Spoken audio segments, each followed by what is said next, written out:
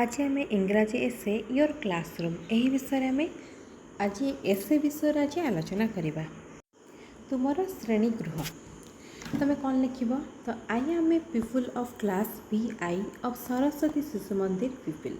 तुम विद्यालय जहाँ नाम तुम्हें लिख एटी से लिखला जे मुझे षष्ठ श्रेणी में पढ़ुवा सरस्वती शिशु मंदिर में षष्ठ श्रेणी में पढ़ुवा जड़े छात्र अटे। पीपल अर्थ छात्र अटे।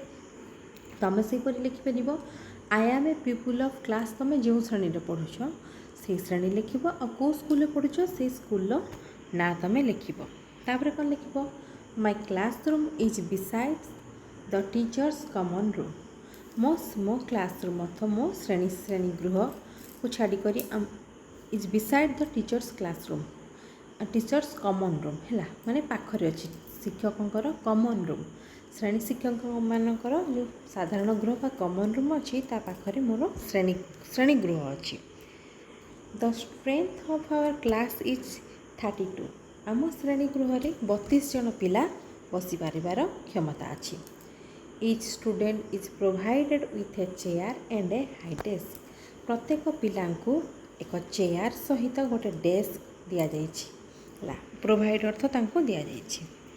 There are 2 doors and 4 windows of good light and ventilation।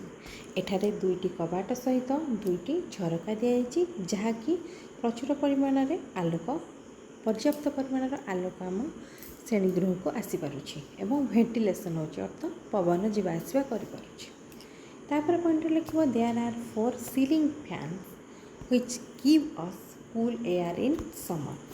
आमर 4टी सीलिंग फैन अर्थ छातर जो पंखा लगी था सीलिंग फैन बोली कही था।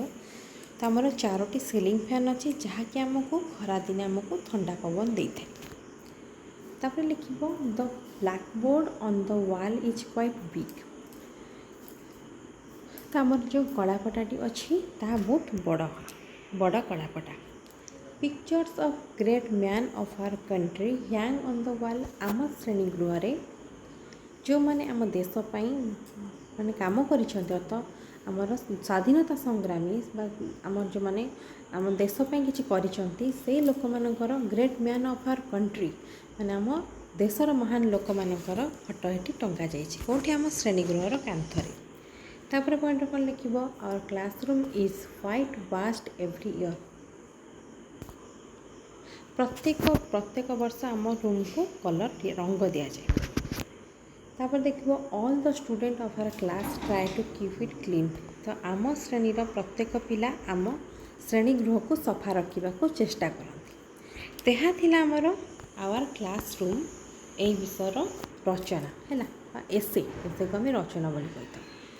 तार परवर्ती वीडियो रे आम अन्य एक एसे आम आलोचना करवा।